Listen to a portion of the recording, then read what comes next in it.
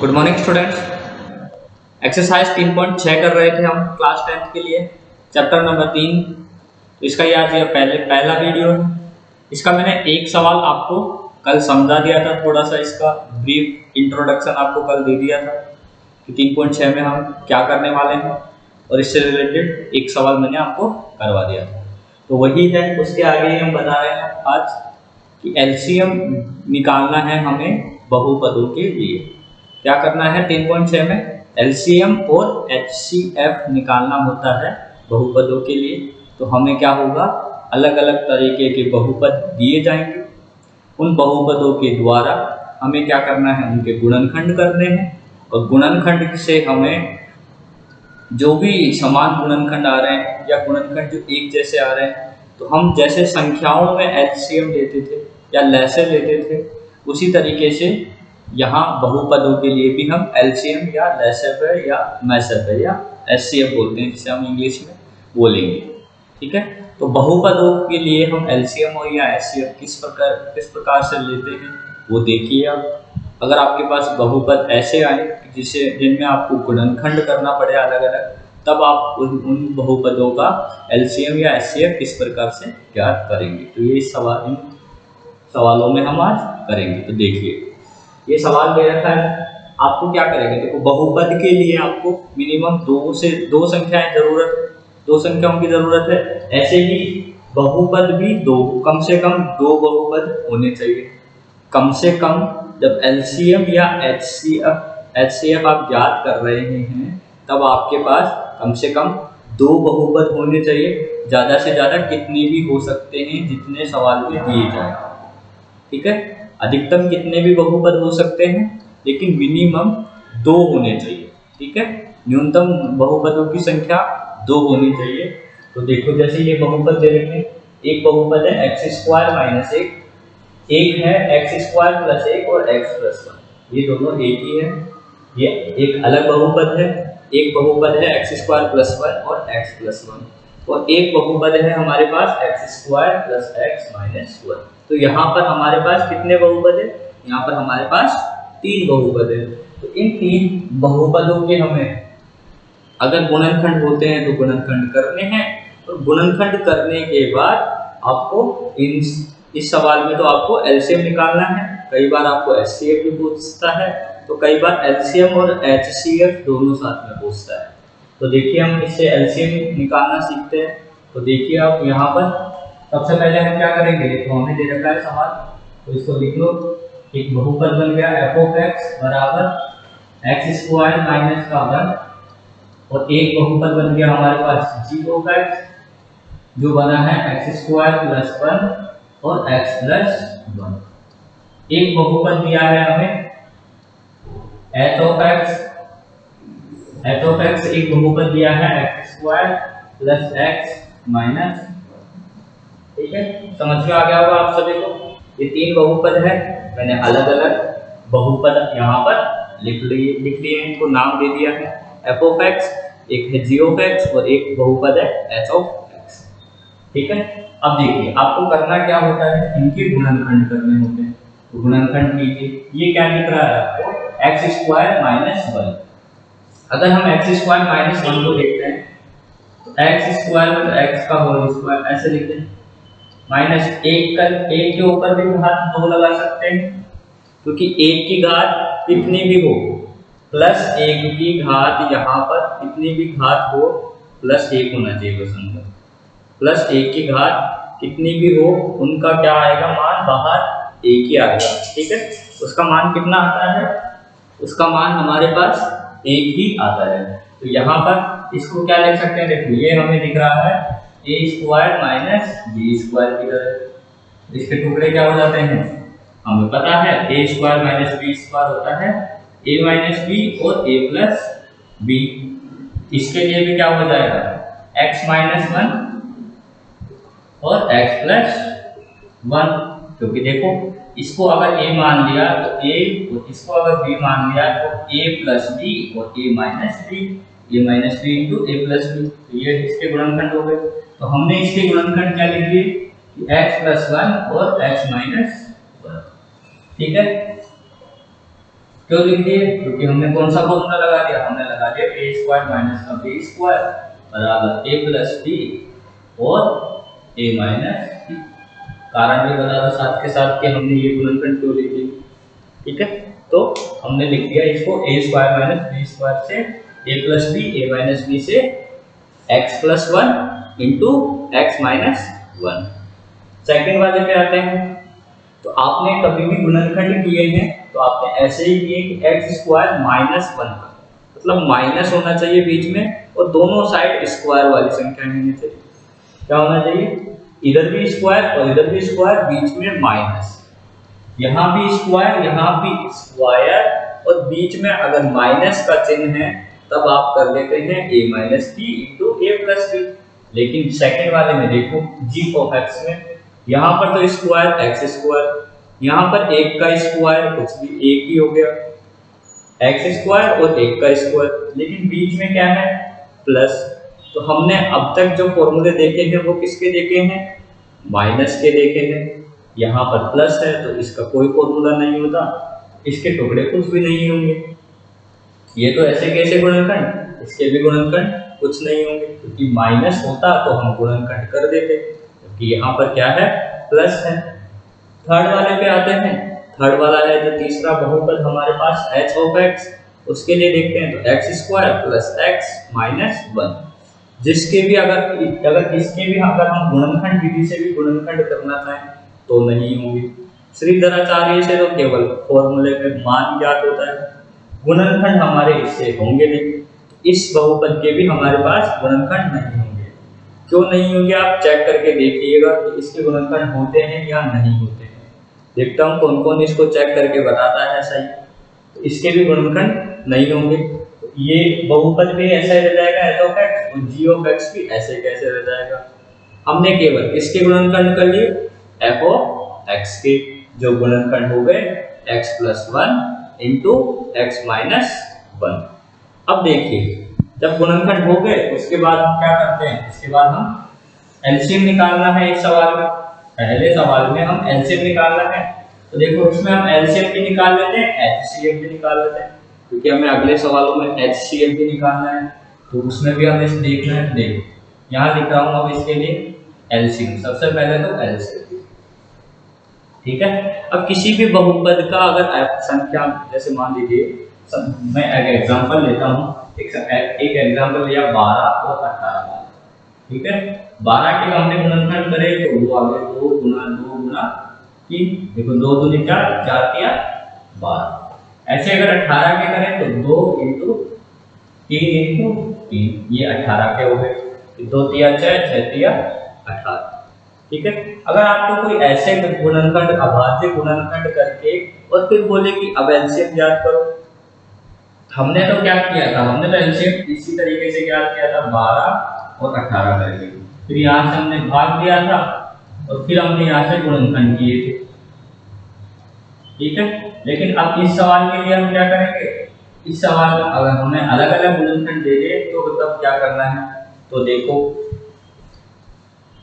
अगर अलग अलग गुणनखंड दे दे और फिर हम अगर एलसीएम निकाले तो कैसे निकालते हैं? संख्याओं के लिए। अगर आप एक बार संख्याओं के लिए समझिए फिर बहुपदों के लिए इजी तरीके से समझ में आ जाएगा। तो पहले संख्याओं के लिए देख लीजिए, 2 संख्याएं हैं। एक संख्या 12 जिसके गुणनखंड करे हमने 2 गुना 3, और एक संख्या है 18 जिसके गुणनखंड करे 2 गुना 3। अब देखिए इन दोनों में से क्या करें? एलसीएम में होता क्या है कि सबसे पहले तो दोनों में जो संख्या आ रही है वो ले लो। एलसीएम में क्या होगा? सबसे पहले तो वो संख्या ले लो जो दोनों में आ रही है। तो देखो 2 और 2 इसमें भी आ रहा है, 3 और 3 इसमें भी आ रहा है। तो सबसे पहले तो आ जाएगा 2, तो इन दोनों में 3 आ रहा है तो 3, ठीक है। इसके बाद क्या करना होगा? देखिए इसके बाद भी सुनिए ध्यान से। सबसे पहले तो एलसीएम में क्या करना है कि जो संख्या दोनों में आ रही है उसको ले लो। तो देखो ये 2 और 2 दोनों में आ रहा है तो 2 मैंने ले लिया। यहाँ पर 3 और 3 फिर से दोनों में आ रहा है तो 3 भी हमने ले लिया। इसके बाद देखो इनके अलावा हमारे पास कोई संख्या बच रही है क्या? हमारे पास यहाँ पे पहले वाले पे 2 बच रहा है, दूसरे वाले में 3 बच रहा है। तो क्या करना होता है एलसीएम में? सबसे पहले तो जो संख्याएं दोनों में आ रही है उनको गुणा कर लो, उसके बाद जो संख्याएं बच गई है, देखो दोनों में आने के बाद जो भी संख्याएं हमारे पास बच गई है उन संख्याओं को भी लिख लीजिए। तो ऊपर से लिख बचा 2 और इस सेकंड वाले में से बचा है 3, तो उन दोनों को भी लिख लो। ठीक है, मतलब एलसीएम में हमें सभी संख्याएं लेनी होती है। बस करना क्या है, अगर दो संख्याएं, अगर कोई भी संख्याएं एक जैसी आ रही है दोनों में, सबसे पहले उन दोनों को ले लो, उसके बाद जो भी संख्याएं बची हुई है उनको भी रख लीजिए। तो हमने 2 2 और 3 3 में से 2 और 3 को यहाँ पर ले लिया था।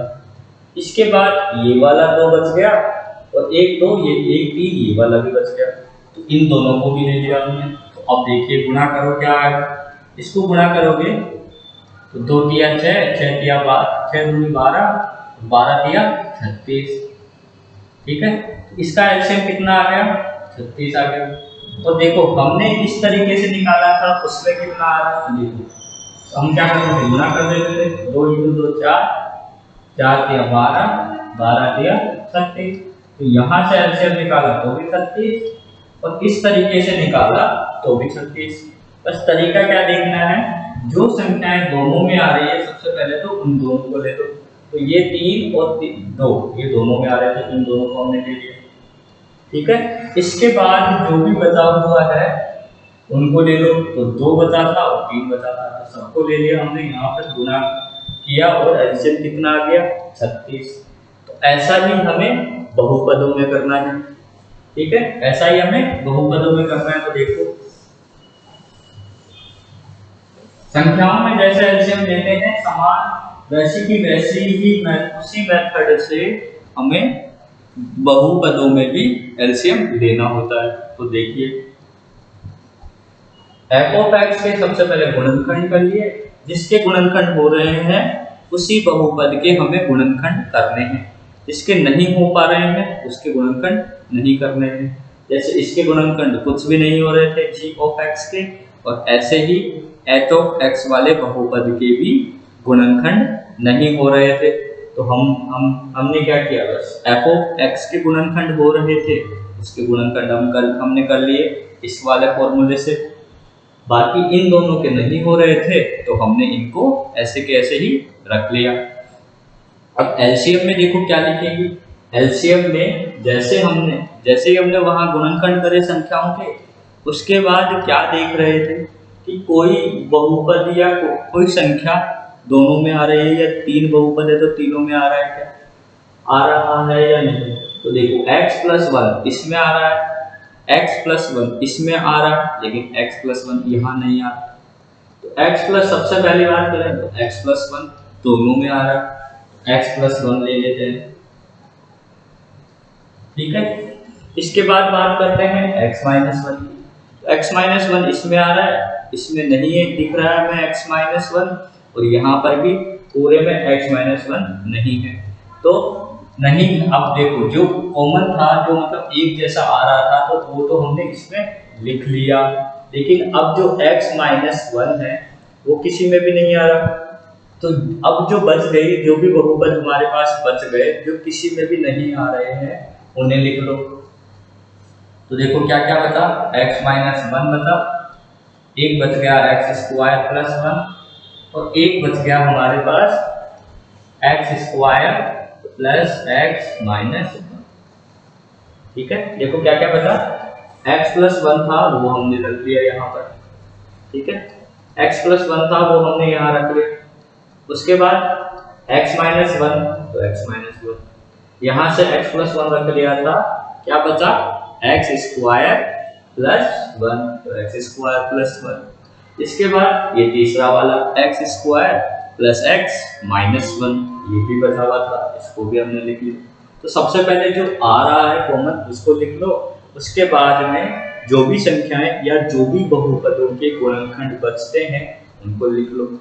ठीक है, वो हमने लिख लिया। अब देखो वैसे तो आपका आंसर यहाँ पर भी सही है, अगर इतना लिख लिया तो भी आंसर सही है, लेकिन देखो एक चीज और लग रही है यहाँ पर, यहाँ बता रहा हूँ थोड़ा सा इधर करके। तो देखो इन दोनों को अगर आप आपस में गुणा कर रहे हो x+1 गुणा x-1, तो इन दोनों को गुणा करके क्या, इन दोनों को कहां से लिखा था आपने, x+1 को x-1 से आपने गुणा किया, तो इसको इससे क्या बन गया, x² -1 बन गया, क्योंकि a प्लस b और a माइनस b। तो यहां से हमारे पास बन गया x² -1। ठीक है, दूसरा बच गया दोस्तों, लिखो x² + 1 और x² + x-1। ठीक है, इसके बाद एक चीज और देखिए, क्या एक फॉर्मूला और बनने जा रहा है, ध्यान से देखिए, क्या और फॉर्मूला बन रहा है यहाँ पर कोई, तो देखो x² -1 और x² + 1, मतलब a minus b, a plus b। तो यहाँ पर भी एक फॉर्मूला बन रहा है, a माइनस b और a प्लस b, दोनों को गुणा करोगे तो यही फॉर्मूला वापस बन रहा है, तो a² - b²। तो यहाँ पर देखो क्या बन रहा है, x² का भी स्क्वायर, x² का भी स्क्वायर, ठीक है, माइनस 1 का स्क्वायर, तो यहाँ से क्या बच गया, उसको लिख लो x² + x-1। अब ये हमारे पास क्या बना हुआ है, x² का भी स्क्वायर मतलब x⁴ माइनस 1, तो 1 बन गया हमारे पास x² + x-1। तो एलसीएम ये भी हमारा एलसीएम ही है।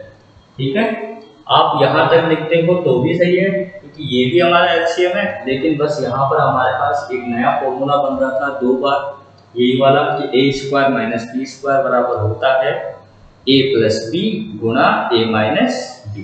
ये वाला फॉर्मूला बन रहा था यहाँ पर, तो हमने लिख दिया, फिर से वही फॉर्मूला और बन रहा था, तो हमने एक बार और लगा दिया उसको, तो ये फॉर्मूला 2 बार और लगा दिया, तो लास्ट आंसर ये वाला है। ठीक है, यहाँ पर भी सही है और ये वाला आंसर भी सही है।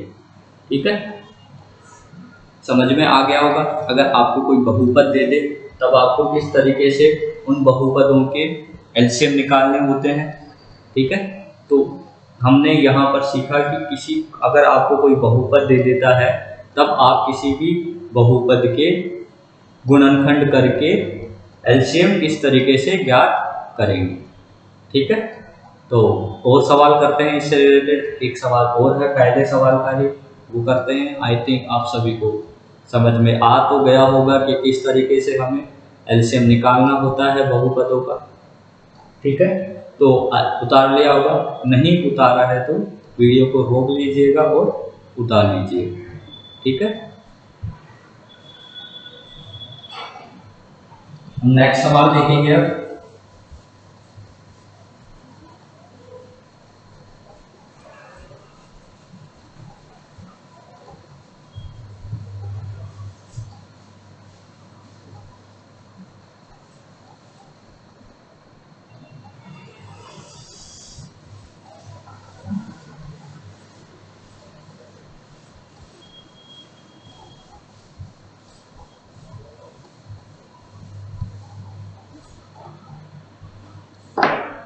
ठीक है, अब नेक्स्ट सवाल है, पहले का हमारे पास 5वां सवाल। तो उस सवाल को देखिए, इस तरीके के सवाल भी पूछे जाते हैं एलसीएम के लिए। तो देखो लिखा हुआ है हमारे पास 6x⁴ + x³ - x²। तो 18 6x⁴ + x³ - x²। ठीक है, इसके बाद हमारे दे रखा है सवाल 45 5x⁴ तो 2x⁴ है sir, 2x⁴ 45 2x⁴ plus 3x⁴ minus x4 plus 3x⁴ minus x4। ठीक है, ये बहुपद है, दो बहुपद हमें इस तरीके से दे रखे हैं और हमें क्या करना है, इनका एलसीएम निकालना है। क्या करना है, एलसीएम निकालना है। तो सबसे पहले लिख लो, एक बहुपद है एफ ऑफ एक्स 18 6x की घात 4 plus x cube minus x square, और एक बहुपद है जी ऑफ एक्स बराबर 45 2x की घात 6 प्लस 3x की घात 5 माइनस x की घात 4। ठीक है, ये दो बहुपद है हमारे पास। ठीक है, तो आप इनको ऐसे लिख लो क्योंकि हमें इनके गुणनखंड करने हैं। एक बहुपद हमने यहाँ लिख लिया, दूसरा वाला यहाँ लिख लिया जी ऑफ एक्स की 45 2x की घात 6 प्लस 3x की घात 5 और माइनस x की घात 4। ठीक है, ये दो बहुपद हमारे पास दे रखे हैं एफ ऑफ एक्स और जी ऑफ एक्स। तो सबसे पहले इनके हमें गुणनखंड करने हैं, तो वो कैसे करने हैं वो देखिए। सबसे पहले तो हमें दे रखा है 18, इधर संख्या है 18 और जी ऑफ एक्स दूसरे वाले बहुपद में संख्या है 45। 18 के गुणनखंड आपको करने हैं संख्याओं वाले, और ऐसे ही आपको 45 के गुणनखंड करने हैं। तो सबसे पहले देखो 18 के कीजिए, तो यहाँ हम लिख लेते हैं एफ ऑफ एक्स बराबर 18 के अगर आप गुणनखंड करें तो क्या हो जाएंगे, 2 से भाग दिया फिर 3 फिर 3, ये तो हो गए 18 के गुणनखंड। फिर 6x की घात 4 plus x cube minus x square. ठीक है, ऐसे ही जी ऑफ एक्स वाले की बात करते हैं। 45 के गुणनखंड करें तो 45 में सबसे पहले 5 का ही भाग जाएगा, फिर 3 और फिर 3, देखो 5 दिया 15, 15 दिया 45। ठीक है, आप सिंपल तरीके से ऐसे भी गुणनखंड करके देख सकते हैं कि 45 के गुणनखंड आए 5, 5 ना 45, फिर 3 3 3 और 1, ये वाला भी देख सकते हैं। और इसके गुणनखंड हम ऐसे लिखेंगे यहाँ पर। आपने देखा होगा इसका जो पहला सवाल मैंने कराया था वो ऐसा ही कराया था कि हमें गुणनखंड करके यहाँ इस तरीके से लिखने हैं। इसके अंदर जो है उसको लिखो 2x की घात 6 प्लस 3x की घात 5 माइनस x की घात 4। ठीक है, अब देखो आगे इस वाले के गुणनखंड करते हैं सबसे पहले, तो 2 गुणा 3 गुणा 3। अब देखो यहाँ पर एक चीज आप ध्यान से देखिए, यहाँ पर x की घात 4 है, यहाँ x की घात 3 है और इधर लास्ट में घात है 2। तो अगर इसमें इन तीनों में देखो x की घात 4, x की घात 3 और x की घात 2, तो क्या करेंगे, इन तीनों में से पहले दूसरे और तीसरे इन तीनों में से हम x स्क्वायर x की घात 2 को कॉमन ले सकते हैं। देखो यहां से हम क्या कर सकते हैं, x की घात 2 कॉमन ले सकते हैं। अब देखो क्या बच रहा है, यहाँ बचा है x 6x स्क्वायर प्लस इधर से x की घात 2 कॉमन लिया, मतलब 3 में से 2 घात घटाई तो 1 घात बची, माइनस x की घात 2 कॉमन लिया था तो 1।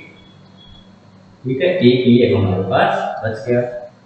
ठीक है, समझ में आ गया होगा। एक एक्स स्क्वायर जो हमने कॉमन लिया, यहाँ से क्या क्या आया, 6x की घात 2 प्लस x माइनस 1। ठीक है, और ऐसे ही इस वाले में करके जाओ, 5 गुणा 3 गुणा 3 और x स्क्वायर इसमें से भी कॉमन आ जाएगा, क्योंकि देखो यहाँ x की घात 6 है, x की घात 5 और x की घात 4, तो यहाँ से कॉमन आ रहा है हमारे पास। यहाँ पर छोटी से छोटी घात कितनी है, x की घात 4 है, तो यहाँ क्या कॉमन आ जाएगा, x की घात 4 कॉमन आ जाएगा। ठीक है, तो क्या क्या बचेगा, 2x की घात 2 प्लस 3x माइनस 1। आया सबको समझ में। ठीक है, इसके बाद देखिए इन चारों को तो बाहर ऐसे के ऐसे चलने दीजिए, और अंदर अगर देखो ब्रैकेट के अंदर जो हमने लिखा है ये क्या है, द्विघात बहुपद लिखा हुआ है आपके पास, द्विघात बहुपद है ये। क्योंकि घात कितनी है अधिकतम 2, तो द्विघात बहुपद है, इसके गुणनखंड करना आपको आते हैं। ऐसे ही g ऑफ x वाले के बाहर तो ये ऐसे के रह जाएगा, लेकिन इस जो ब्रैकेट के अंदर जो लिखा है इसके गुणनखंड आपको फिर से करना आते हैं, तो वो गुणनखंड करो बस। तो देखिए क्या बच रहा है यहाँ से हमारे पास आ रहा है 2 गुना 3 गुना x की घात, और ब्रैकेटों के अंदर वाली संख्याओं के गुणनखंड हम करते हैं। तो देखो पहली संख्या को लास्ट वाली संख्या से गुणा किया तो 6 एकम 6, ठीक है, और 6 के टुकड़े हमको ऐसे करते हैं कि बीच वाली संख्या आ जाए। तो देखो 3 दूनी 6 होते हैं, 6 हमारे पास पहली संख्या को लास्ट वाली संख्या से गुणा करने पे कितना आ रहा है, 6 आ रहा है। 6 किससे गुणा करने पर आता है, 3 दूनी 6 से, और आप 3 में से 2 को माइनस करते हो तो कितना आता है, 1। तो बीच में जो सेकंड वाली संख्या है वो कितनी है, x के साथ कुछ भी नहीं लगा है, इसका मतलब वो कितना है, 1 है। तो यहाँ पर बीच वाली संख्या 1 है, मतलब हमें हमारे गुणनखंड जो बीच में जो संख्याएं आएगी गुणनखंड मिल चुका है। पहली संख्या को लास्ट वाली संख्या से गुणा करने पे आएगा 6 किसको आ रहा है, 3 को 2 से गुणा करने पर, और 3 को 2 में से हमने माइनस किया तो बीच वाली संख्या 1 आ गई। तो लिख दो 6x² प्लस का 3x माइनस का 2x माइनस 1, ठीक है।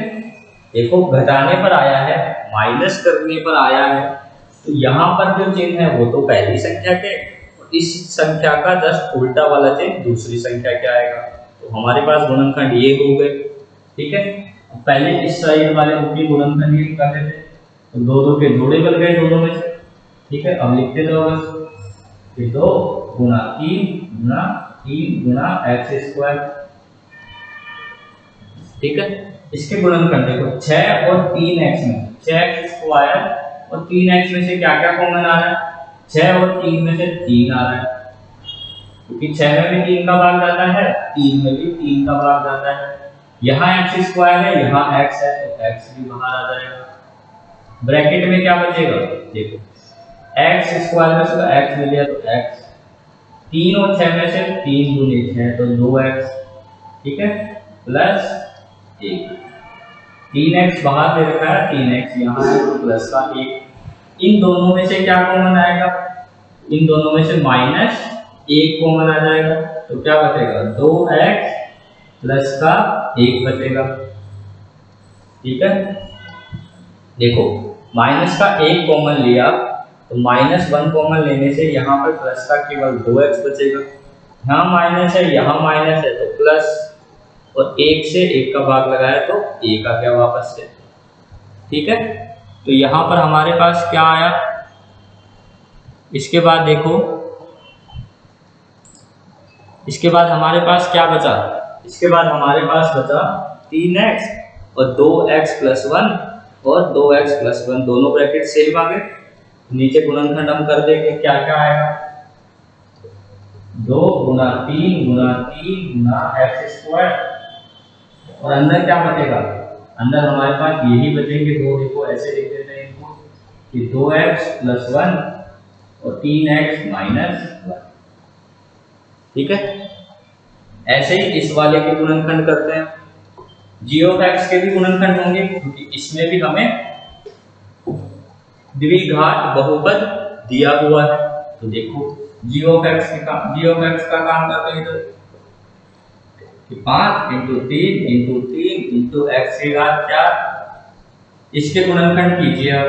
तो पहली संख्या को लास्ट वाली संख्या से गुणा किया तो 2 को 1 से गुणा किया तो 2, और 2 किसको गुणा करने पे आता है, 2 को 1 से ही गुणा करने पर आता है, और 2 में अगर 1 हमने जोड़ दिया तो 3 आ गया, और बीच वाली संख्या क्या है, 3, बीच में कौन सी संख्या है, 3, तो क्या करा हमने, 2 को 1 में जोड़ा तो बीच वाली संख्या आ गई। तो लिख दो 2x² plus 2x plus x minus 1, ठीक है, आया समझ में? तो देखिए अब आगे लिख लो 5 3 3 x की घात 4। ये तो साथ के साथ चलता जाएगा। इन दोनों में देखो, इन दोनों में एक जोड़ा बन गया, दोनों का एक जोड़ा बना। ठीक है, देखिए आगे क्या हो जाएगा हमारे पास। ये क्या है, 2x की घात 6 प्लस एक सवाल, एक मिनट सवाल को चेक कर लेते हैं, सवाल सही है या नहीं है। ठीक है, सवाल पे ध्यान देते हैं, थोड़ा सा इस सवाल में गड़बड़ लग रही है। जब इसके गुणनखंड कर रहे हैं तब पता लग रहा है कि शायद सवाल में थोड़ी सी मिस्टेक दी हुई है हमारे पास।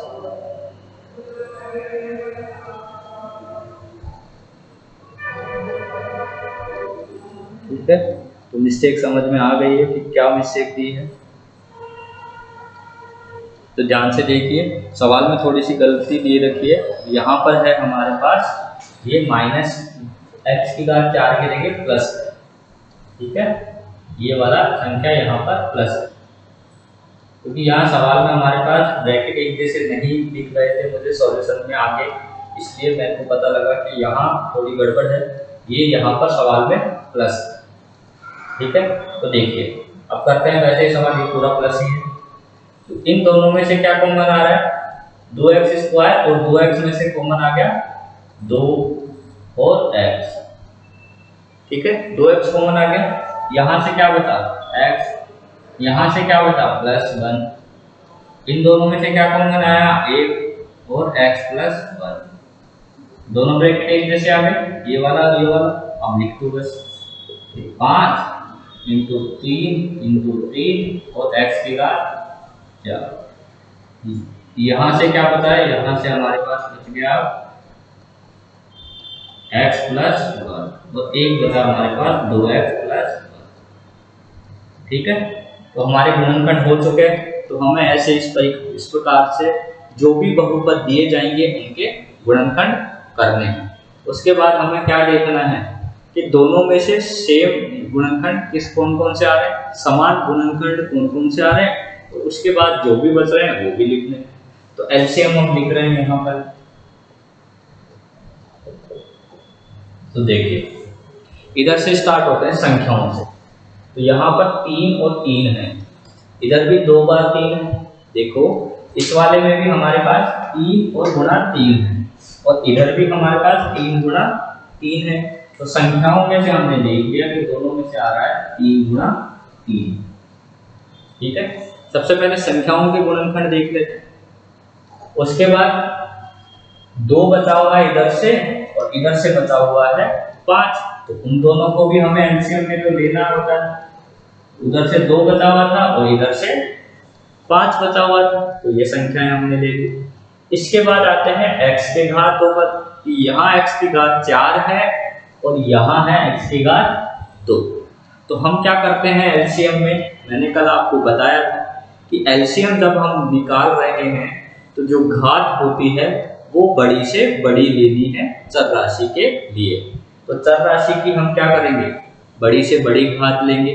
तो यहाँ पर x की घात 4 है और यहाँ x की घात 2 है। तो बड़ी से बड़ी घात कौन सी आ जाती है, x की घात 4। इसके बाद आते हैं इन गुणनखंडों पर कि गुणनखंडों में एक जैसे कौन से दिख रहे हैं। तो यहाँ पर है हमारे पास 2x + 1, 2x + 1, और यहाँ पर भी है 2x + 1। तो दोनों गुणनखंड एक जैसे दिख रहे हैं, तो उनको लिख लेते हैं सबसे पहले। ठीक है, और जो बाकी गुणनखंड बच गए उनको भी लिख लो। तो यहाँ से बच रहा है x + 1 और इधर से बच रहा है 3x - 1। तो दोनों को लिख लो x + 1 और एक बच रहा है 3x - 1। ठीक है, अब गुणा करके लिख लो, बस आंसर आ चुका है। 3 × 9, 9 × 5 = 45 और 45 × 2 = 90। तो यहाँ आ गया हमारे पास 90, x की घात 4 और पूरे के पूरा ये वाला। ठीक है, तो आप लिख लीजिएगा, मैं लिख देता हूँ। या तो गुणा करने पर आया हमारे पास 90 और जो बचा हुआ वो पूरा x की घात 4, 2x + 1 और एक बच रहा है x प्लस 1 और 1 बच रहा है 3x माइनस 1।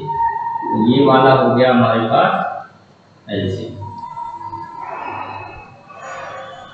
ठीक है, कुछ नहीं करा, केवल ऊपर वाली संख्याओं को गुणा किया, 3 किया 9, 9 बन 45, 45 गुना 90, और इसके बाद जो भी लिखा हुआ था उनको सबको एक साथ लिख दिया।